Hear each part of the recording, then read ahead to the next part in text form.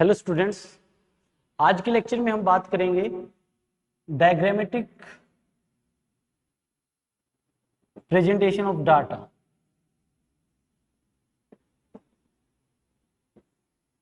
तो पहले हम बात करते हैं डायग्रामेटिक प्रेजेंटेशन। लास्ट लेक्चर में हमने बात की थी कि डाटा को प्रेजेंट करने के लिए हम एक टेबल मेथड लगा सकते हैं, टेबल बना के डाटा को प्रेजेंट कर सकते हैं। आज हम बात करेंगे कि अगर डाटा को प्रेजेंट करना है तो हम उसको डायग्राम से भी शो कर सकते हैं। तो सबसे पहले हम बात करते हैं बार डायग्राम कि कैसे डाटा को प्रेजेंट करने के लिए हम बार डायग्राम का यूज करते हैं। बार डायग्राम बनाते इस समय हमें कुछ बातों का ध्यान रखना है। हमेशा जो बार डायग्राम बनेगा उसके लिए हम दो एक्सिस लेंगे। ये है आपका हॉरिजॉन्टल एक्सिस, ये है आपका वर्टिकल एक्सिस। जनरली जो ईयर होता है वो आप हॉरिजॉन्टल एक्सिस पे लोगे। ईयर के अलावा आपके पास जो भी वेरिएबल गिवन है वो आप वर्टिकल एक्सिस के। इसके बाद आप ईयर को भी इक्वली डिस्टेंट पॉइंट पे लोगे। इसी तरीके से जो आपके ईयर के अलावा दूसरा डाटा गिवन है वो भी आपके इक्वी डिस्टेंट पॉइंट्स पे होना चाहिए। तो जो वेरिएबल आपको गिवन है उसके अकॉर्डिंग हम आप अपने डाटा को दो एक्सिस पे डिवाइड करेंगे। उसके बाद आपका सपोज करो ईयर है, अगर आपका बार बनाना है तो सपोज करो आपने ये पॉइंट लिया तो आप एक बार यहां बनाओ जो भी डाटा आपके पास गिवन है उसके अकॉर्डिंग। इसी तरीके से यहां पर आप एक बार बनाओगे, ये बार बनाओ। कोशिश ये करना है कि आपके इन दो बार के बीच का जो डिफरेंस है वो इक्वल हो, उससे आपका जो डायग्राम है वो दिखने में अट्रैक्टिव लगेगा। और ये तो आपके इक्वी डिस्टेंस होने ही चाहिए सारे। तो आपके पास जो वेरिएबल गिवन है उसके अकॉर्डिंग आप इनको नाम दे सकते हैं। तो इस तरीके से हम बार बना के डाटा को प्रेजेंट कर सकते हैं। तो अब एक एग्जाम्पल लेते हैं और एग्जाम्पल से हम शो करते हैं कि कैसे हम उसका एक बार बना सकते हैं, बार डायग्राम बना सकते हैं। सपोज करो आपके पास एक डाटा है टेबल फॉर्म में, और डाटा ये है कि आपको प्रोडक्शन गिवन है टन्स में। प्रोडक्शन गिवन है 1000 टन्स में, और दो ग्रुप्स की प्रोडक्शन गिवन है, वो है आपकी वीट और राइस। और इधर आपके ईयर गिवन है। सपोज करो आपके पास ये डाटा गिवन है 2011, 2012, 2013, और जो प्रोडक्शन गिवन है वीट की 2011 में वो गिवन है आपकी सपोज करो 2000 टन्स। ये आपकी है 4, ये है आपकी 6, और ये आपकी है सपोज करो 368। आपको सबसे पहले ये डाटा ले लेते हैं इधर जो सिर्फ वीट वाला है। अभी हम राइस वाला डाटा नहीं ले रहे, सिर्फ वीट वाला डाटा लेते हैं। अगर मैं कहूं कि सिर्फ वीट का डाटा है और वीट के डाटा को आप बार डायग्राम से शो करो, तो सबसे पहले आपको दो वर्ड एक्सिस लेने हैं जो म्यूचुअली परपेंडिकुलर हो। उसके बाद आपके पास जो ईयर्स हैं वो लेने हैं हॉरिजॉन्टल एक्सिस पे। जो सेकंड वेरिएबल है, सेकंड वेरिएबल अभी हम सिर्फ वीट ले रहे हैं तो वो आप लोगे वर्टिकल एक्सिस पे। तो वर्टिकल एक्सिस पे हम ये डिस्टेंस मान लेते हैं, मान लो ये डिस्टेंस आपकी 1 सेंटीमीटर है, तो ये 1 सेंटीमीटर के इक्वल डिस्टेंस पे हमने निशान लगा लिया। उसके बाद मोस्टली मल्टीपल्स 2 के हैं तो हम इनको 2, 4, 6, 2, 4, 6, 8, 10, 12, 14 एंड सो। और ये आपकी प्रोडक्शन की बना तो आप यहां लिख सकते हैं प्रोडक्शन इन 1000 टन्स। आप ये स्केलिंग भी लिख सकते हो कि यहां पर जो 1 सेंटीमीटर है वो किसके इक्वल है, ये आपका 1 सेंटीमीटर, ये किसके इक्वल है 2000 टन्स। ये आपकी स्केलिंग होगी यहाँ पर। अब ईयर को हमें लेना है हॉरिजॉन्टल एक्सिस पे, तो पहला जो ईयर है हम सपोज करो यहाँ इसका बार बना दें, तो 2000 जो 2011 है ये जो शो करता है बीट के लिए वो दिखाता है 2000 टन। तो ये थाउजेंड्स में है तो ये आपका 2 हो गया यहाँ पर, ये आपका फर्स्ट बार। इसी तरीके से सेकंड ईयर है, ये हमने सेकंड ईयर ले लिया यहाँ पर 2012। कोशिश ये करना है कि इनके बीच की जो स्पेसिंग है वो इक्वल रहे, और ये जो स्पेसिंग है ये भी इक्वल रहे। 2012 में जो वीट की प्रोडक्शन है वो है आपकी 4, तो ये आपका 4 है, ये आपके इक्वल पॉइंट है, तो आप इसको बिल्कुल स्ट्रेट लाइन, ये आपका हो गया 4। 2013 नेक्स्ट ले लेते हैं, ये है आपका 6000 टन। तो 6000 टन यानी ये आपका 6 है, ये आपने पॉइंट लगा लिया, तो इस डिस्टेंस तक आप लेके जाएं, तो उसके बाद आप इसको ऐसे बना, ये सारी स्ट्रेट लाइंस होनी चाहिए। तो ये जो शो कर रहा है ये सिर्फ वीट का डाटा है, अभी हम राइस का डाटा नहीं ले रहे। अगर आपके डायग्राम में एक सिंगल बार है तो इस डायग्राम को हम बोलते हैं सिंपल बार डायग्राम। अगर आप वीट के साथ सपोज करो आपके पास एक फसल और गिवन है, एक ग्रुप और गिवन है, वो आपकी राइस है, तब आपके पास ईयर के साथ 2 वेरिएबल गिवन है, तब आप इन दोनों को शो करोगे एक सिंगल डायग्राम में। तो फिर कैसे करेंगे? तो उस केस में अगर एक से ज्यादा बार आपके बनते हैं तब हम इसको बोलते हैं मल्टीपल बार, मल्टीपल बार डायग्राम। तो अब हम जो गिवन डाटा है इसके बार बनाते हैं।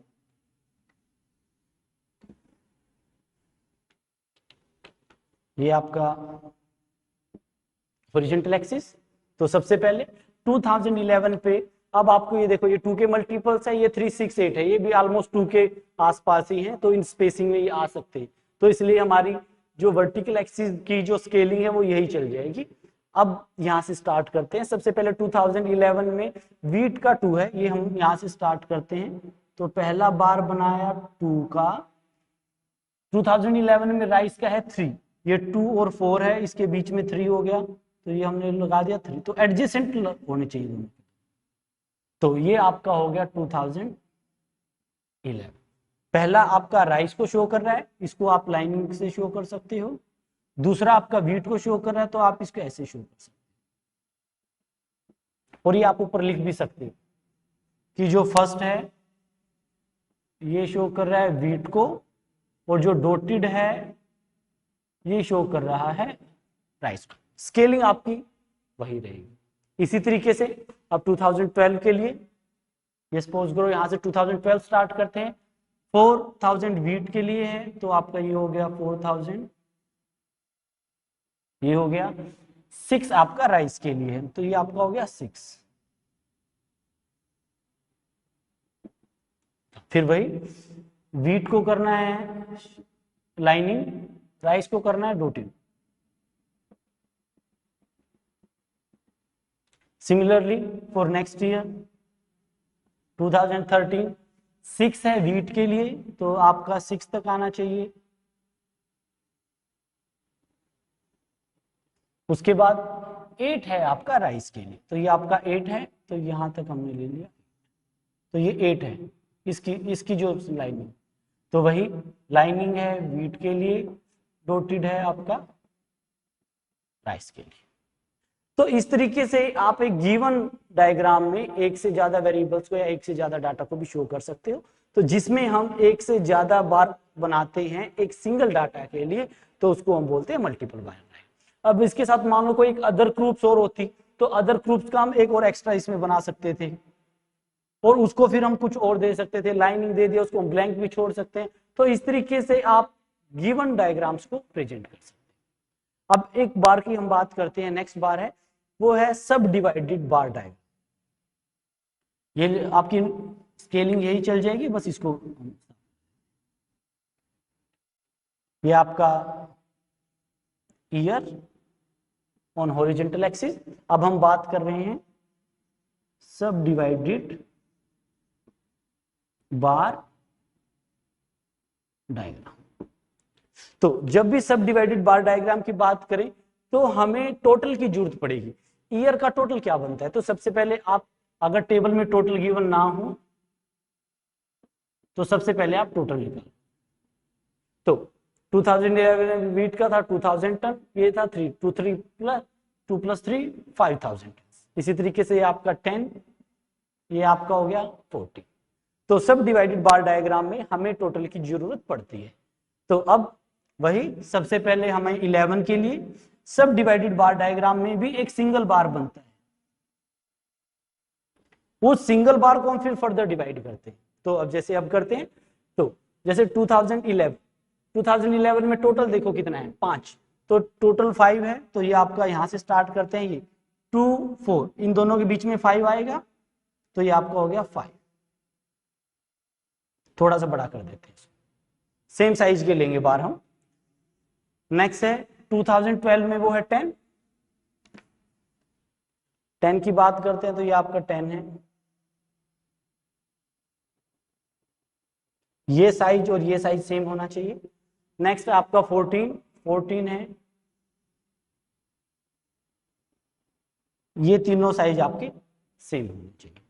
फिर ये आपके हुए 11, 12, 13, सिंगल बार बना के अब इनको फर्दर डिवाइड करते हैं। 2011 का टोटल है 5, ये है 2 और 3, तो ये आपका स्टार्ट करते हैं, यहां से 2 बना, ये रहा, ये 2 है, तो ये ऊपर वाला कितना हो गया, 3 हो गया। तो इसकी भी नोटेशन दे देते हैं कि जो ये है ये रिप्रेजेंट करेगा वीट को, जो डॉटेड है वो रिप्रेजेंट करेगा राइस को।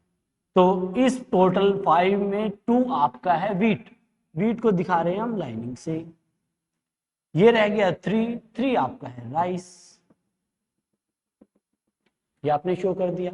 इसी तरीके से नेक्स्ट 2012 में टोटल आपका है 10, तो ये आपका 10 है, 10 को फर्दर सब डिवाइड करना है 4 6 में, तो यहां से 4 कितना बनेगा, यहां से 4 हो गया, ये लाइनिंग यानी कि वीट, ये आपका डॉटेड यानी कि आपका rice. Similarly for 2013 total is 14 and you have to divide into 6 8, तो 6 आपका हो गया, ये आपका रह गया। तो ये आपका सब डिवाइडेड बार डायग्राम है, जिसमें एक सिंगल बार में ही हम एक से ज्यादा गिवन डाटा को प्रेजेंट करते हैं। तो इस तरीके से हम बार डायग्राम से अपने डाटा को रिप्रेजेंट कर सकते हैं। अब इसके बाद हम बात करते हैं second way of representing data by diagram, and it is pie chart.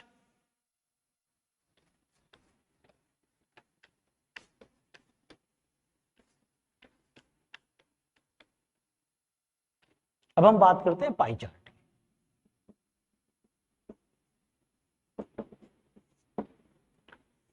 As it is pie and pie is linked with circle, तो इसका मतलब इस चार्ट में हम जो डाटा को प्रेजेंट करेंगे वो सर्कल के अंदर प्रेजेंट करेंगे।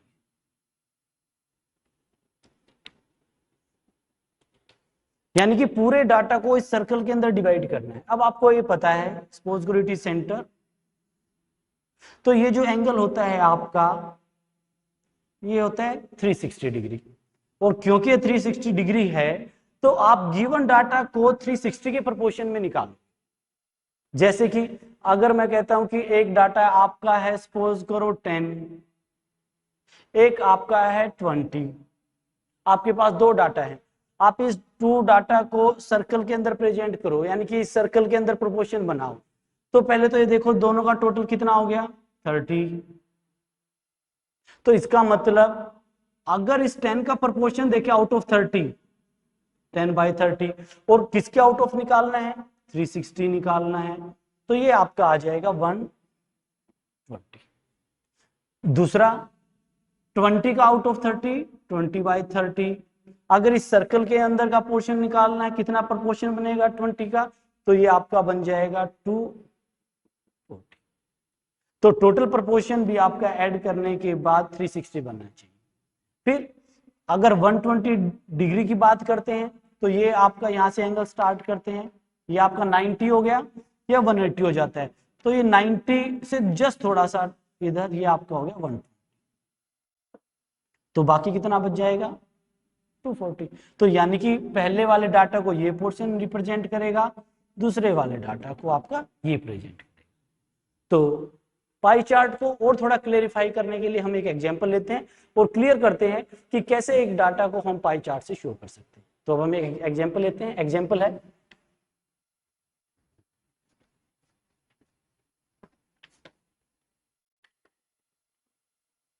Now we have example, construct a pie chart for the following data. एक डाटा हमें गिवन है, हमें उसका पाई चार्ट बनाना है। We have given subject and number of students.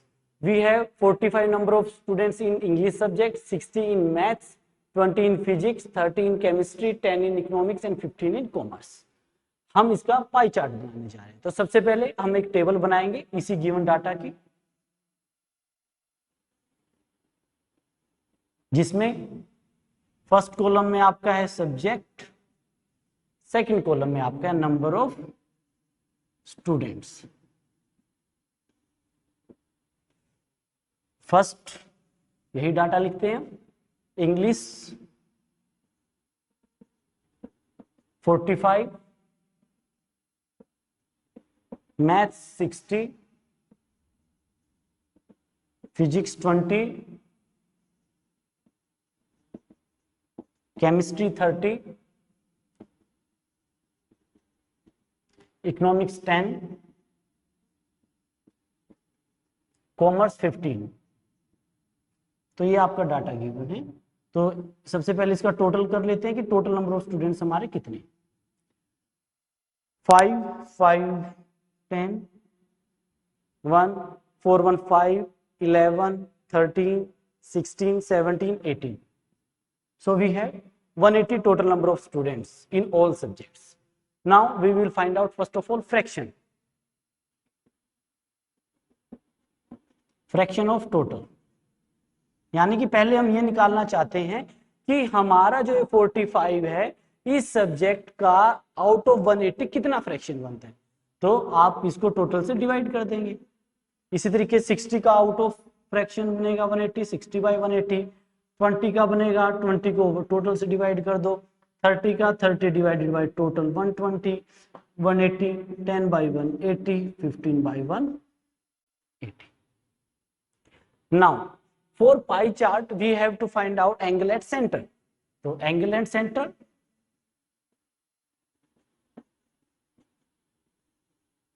और जो एंगल एट सेंटर होगा ये डिग्री में होगा, तो हम ब्रैकेट में लिख देते हैं डिग्री में एंगल आएगा हमारा। तो अगर हमें एंगल एट सेंटर निकालना है तो हमें पता है कि जो सर्कल का सेंटर पे एंगल होता है कंप्लीट वो 360 होता है। तो हमें इसको मल्टीप्लाई करना पड़ेगा 360 से। 180 टू 45 और टू 90, तो ये आपका आ गया 90 डिग्री। सिमिलरली है 60 बाई 180 मल्टीप्लाई बाय 360, 180 2 टाइम्स 360 हो जाएगा, 60 और 2 120, 20 बाई 180 इंटू 360 ये आपका आ जाएगा 40, 30 बाई 180 इंटू 360 ये आपका आ जाएगा 60, 10 बाई 180 इंटू 360 ये आपका आ जाएगा 20 डिग्री, 15 बाई 180 इंटू 362 ये आपका आ जाएगा 30 डिग्री। उसके बाद आप ये सारा टोटल करके भी देखें, अगर ये टोटल आपका 360 बनता है फिर तो आपकी कैलकुलेशन ठीक है, अदरवाइज आपको एक बार फिर चेक करने की जरूरत है। हम टोटल कर लेते हैं। यहाँ 0 0 0 है, आगे 9 और 12 21, 4 25, 6 31, 2 33 और 3 36, इसका मतलब 360 डिग्री। इसका मतलब हमारी कैलकुलेशन ठीक है। अब हम बनाएंगे पाई चार्ट। पाई चार्ट बनाने के लिए सबसे पहले आप लोगे एक सर्कल, ये सर्कल का सेंटर है, ये आपने एक लाइन। तो सबसे पहले हम लेते हैं इंग्लिश। इंग्लिश के लिए कितना है 90। तो आपको पता है अगर हम यहां से स्टार्ट करें तो ये आपका एंगल बनता है 90, तो ये हो गया आपका 90। तो ये रिप्रेजेंट कर रहा है, आप लिख भी सकते हो यहाँ पर, ये है आपका 90। और आप साथ में नोटेशन भी लिखते रहे कि ये जो खाली छोड़ा है हमने ये है हमारा इंग्लिश। उसके बाद मैथ्स, मैथ्स का है 120। अब यहां से ये आपका हो गया 90, 90 से जस्ट थोड़ा सा इधर ये आपका हो गया 120। तो 120 को हम लाइनिंग से शो कर देते हैं, ये हो गया मैथ्स। तो इसकी लाइनिंग लगा देते हैं इस वाले पोर्शन में, ये आपका मैथ्स हो गया। नेक्स्ट है 40 फिजिक्स। अब यहां से बात करते हैं, अब यहां से बात करें ये आपका बनेगा 90, 90 का हाफ होता है 45, तो ये जस्ट उतना ही 45। और ये फिजिक्स है तो इसको हम डिनोट कर देते हैं स्मॉल सर्कल से, तो इसकी नोटेशन हम ये ले लेते हैं। सिमिलरली नेक्स्ट है हमारा ये 40 है। नेक्स्ट हम लेते हैं 60 विच इज फॉर केमिस्ट्री। अब ये आपका 90 से हाफ 45, उससे जस्ट थोड़ा सा बीच में ये आपका हो गया 60। इसके लिए हम यूज कर लेते हैं, सपोज करो ट्रायंगल नोटेशन, तो यहाँ आप ट्रायंगल बना दीजिए इस पोर्शन में।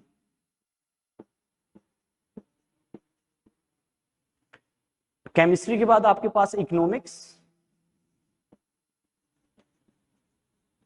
इकोनॉमिक्स का जो प्रोपोर्शन है वो है आपका 20 डिग्री। तो आपका एक तरीके से ये पोर्शन हो जाएगा स्मॉल सा, ये आपका हो गया 20। और इकोनॉमिक्स के लिए हम यूज कर लेते हैं plus sign. And last one is as it is complete 360, तो remaining will be 30 and we will use this subtraction sign for commerce. तो आप यहां पर साइन यूज कर सकते हो ये। तो इस तरीके से ये ब्लैंक है, ब्लैंक आपका इंग्लिश को डिनोट कर रहा है। ये जो लाइनिंग है ये आपका मैथ्स के पोर्शन को डिनोट कर रहा है। ये जो सर्कुलर है ये फिजिक्स को डिनोट कर रहा है। जो ये ट्रायंगुलर है ये केमिस्ट्री को शो कर रहा है। जो प्लस साइन वाला है इकोनॉमिक्स को शो कर रहा है। और जो ये सब्ट्रैक्शन वाला है ये आपका कॉमर्स को शो करता है। तो इस तरीके से आप किसी भी गिवन डाटा को एक सर्कल के अंदर शो ऑफ कर सकते हो। यानी कि अगर आप सर्कुलर डायग्रामेटिक प्रेजेंटेशन कर रहे हो तो इस प्रेजेंटेशन को हम बोलते हैं पाई चार्ट। तो इसी तरीके से आप इसके और भी क्वेश्चन ट्राई कर सकते हैं। तो अब हम चलेंगे डायग्रामेटिक के बाद कि ग्राफिकल प्रेजेंटेशन कैसे होती है डाटा की। तो सबसे पहले हम बात करते हैं लाइन ग्राफ की। Graphical presentation of data.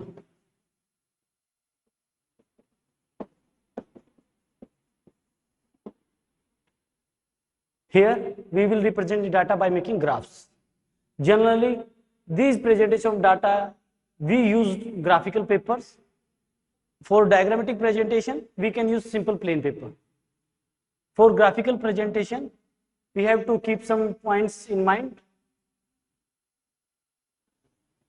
We will take two mutually perpendicular axes. This is horizontal axis. This is vertical axis. उसके बाद हम horizontal axis पे भी इक्विडिस्टेंट पॉइंट्स लेते हैं। सिमिलरली हम vertical axis पे भी सिमिलरली इक्विडिस्टेंट पॉइंट्स लेते हैं। जनरली horizontal axis पे हम टाइम वेरिएबल को लेते हैं और टाइम के अलावा जो दूसरा वेरिएबल होता है उसको हम जनरली वाई एक्सिस पे लेते हैं। ये एक्स एक्सिस है होरिजेंटल, वाई एक्सिस आपका वर्टिकल। तो टाइम वेरिएबल को हमेशा टाइम आपका मंथ में हो सकता है, ईयर में हो सकता है, वो आप हॉरिजॉन्टल एक्सिस पे लोगे। इसके अलावा जो भी वेरिएबल होगा उसको आप वर्टिकल एक्सिस पे लेंगे। तो एक ग्राफ से हम इसको शो करते हैं। हम पहले बात करते हैं लीनियर ग्राफ या लाइन ग्राफ।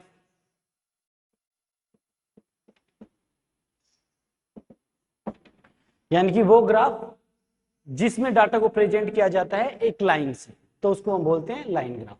इसके अलावा इसको हम टाइम सीरीज ग्राफ भी बोलते हैं। टाइम सीरीज ग्राफ इसलिए बोलते हैं because on horizontal axis the variable is time, therefore it is called time series graph. अब एक एग्जांपल से शो करते हैं कि कैसे हम लाइन ग्राफ को ड्रॉ करते हैं।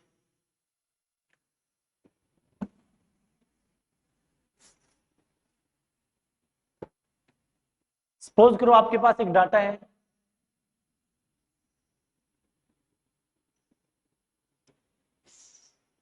जिसमें आपको ईयर गिवन है और साथ में आपको प्रोडक्शन गिवन है,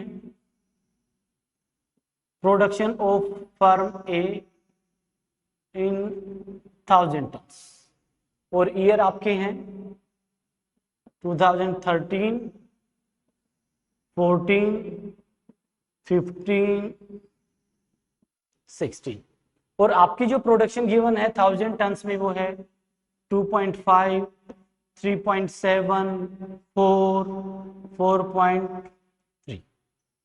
आपको इस डाटा को शो करना है लाइन ग्राफ से। तो सबसे पहले हमने दो म्यूचुअली परपेंडिकुलर एक्सिस ली। ये हॉरिजॉन्टल एक्सिस है, हॉरिजॉन्टल एक्सिस पे हम टाइम को लेते हैं, तो हम ईयर्स को ले लेते हैं 2013, 14, 15, 16. These must be equidistant. On y-axis, you will take second variable, which is production of firm A. Production, हम सिंपली प्रोडक्शन लिख देते हैं यहां पर, प्रोडक्शन ऑफ फर्म, और ये है 1000 टन्स में। फिर हम स्केलिंग की बात करते हैं। स्केलिंग की बात करें तो हमारी जैसे 2.5 है, 3.7 है, 4, 4.3 है, तो 1 के मल्टीपल्स में ले लेते हैं।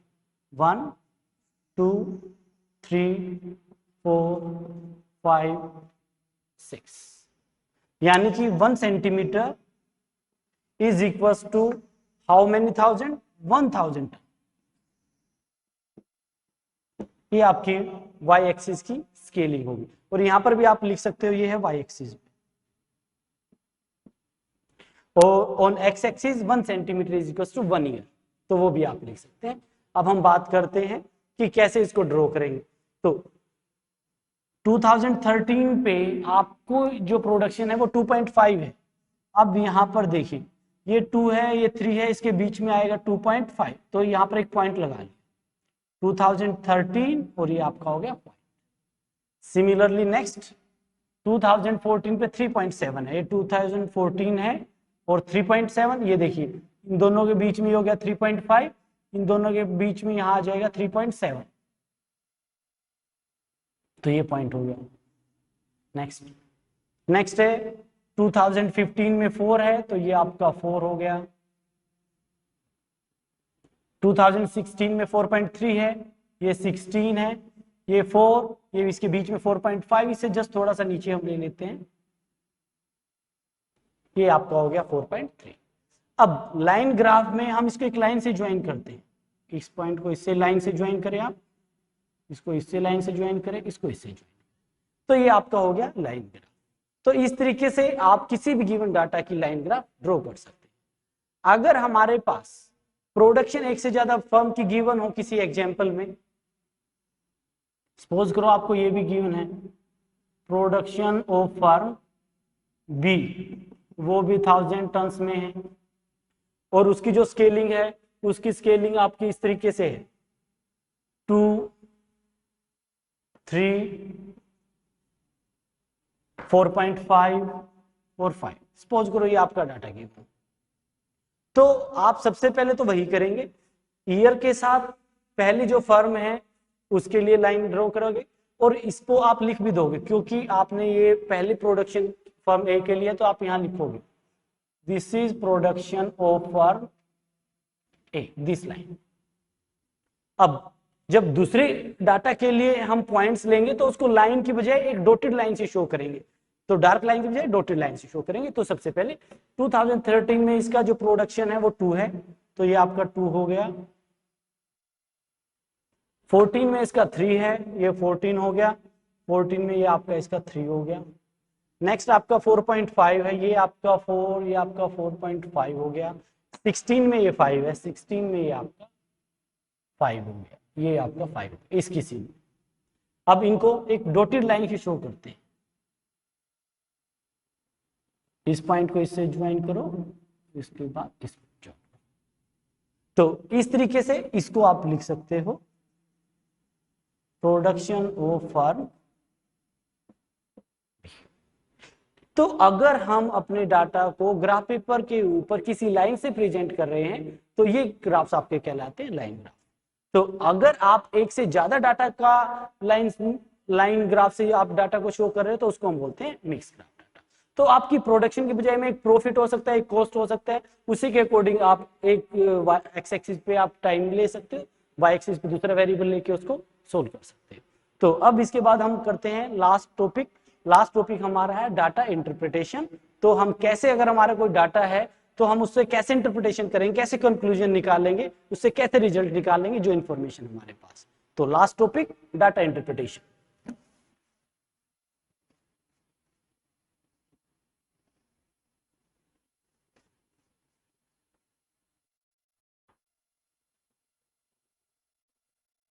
Now data interpretation, let us take example है solve the following table and answer the questions below it और आपको जो टेबल गिवन है वो गिवन है production of sugar by 6 major production units, यानी कि जो प्रोडक्शन यूनिट है 6 वो ये है ABCDEF, ये 6 आपकी प्रोडक्शन यूनिट्स हैं।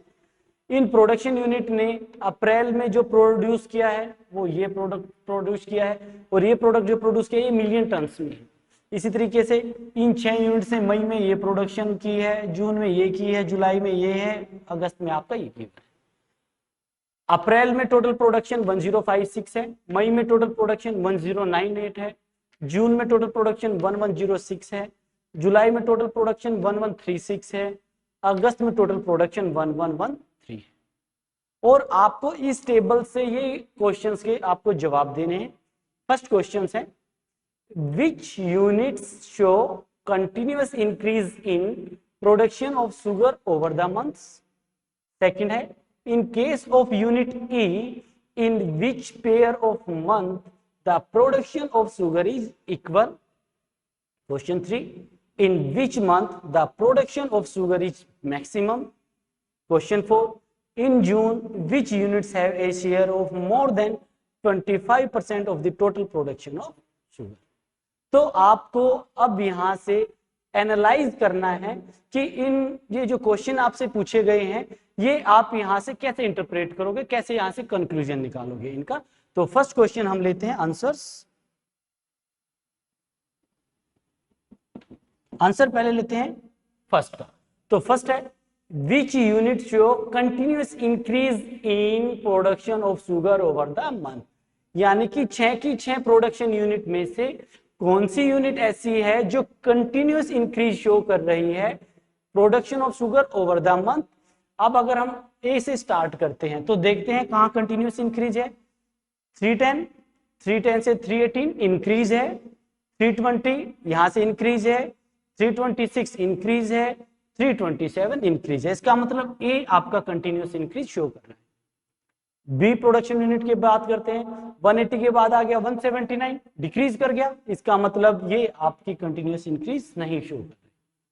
सी प्रोडक्शन यूनिट के लिए बात करते हैं, देखते हैं बढ़ते कदम में है, इंक्रीज करता है नहीं, 169 से 179 इंक्रीज है, 188 इंक्रीज है, 188 से 187 डिक्रीज है, तो इसका मतलब ये भी कंटिन्यूअस इंक्रीज नहीं शो कर रही।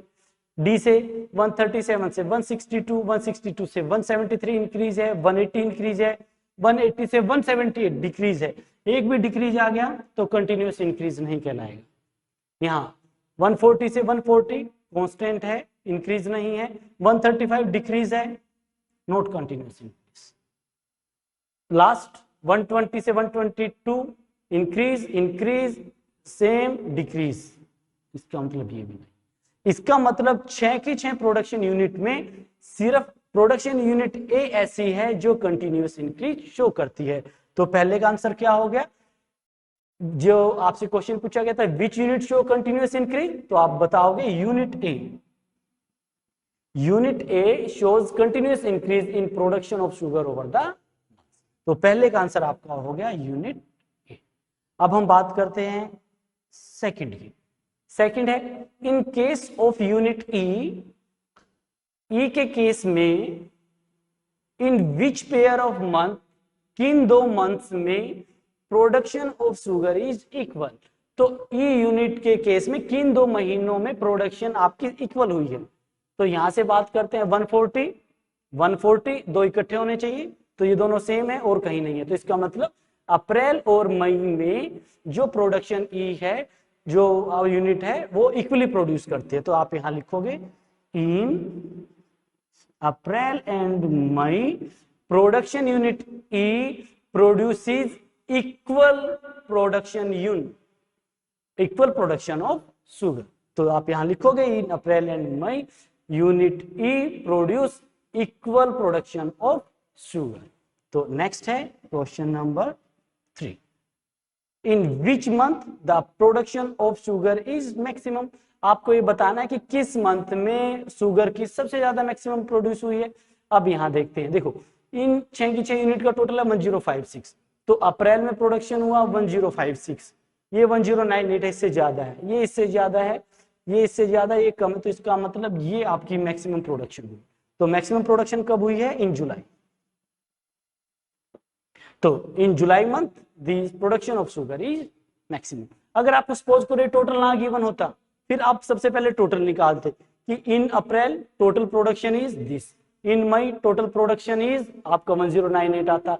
सिमिलरली फॉर जून जुलाई अगस्त, आप 5 महीने का प्रोडक्शन निकालते, फिर उसमें से जो मैक्सिमम होता फिर आप यहाँ मैक्सिमम बताते। अब हम लेते हैं question number 4। In June which unit have a share of more than 25% of total production। तो सबसे पहले हम 25% निकाल लेते हैं टोटल प्रोडक्शन का और जून महीने में निकाल लेते हैं। Answer number 4। तो जून महीने में टोटल प्रोडक्शन का 25%, in June month 25% of total production, वो आएगा 25% means 20 out of 100। Total production June में कितना है 1106, तो ये आपका हो गया 4, डिवाइड करेंगे तो आपका हो गया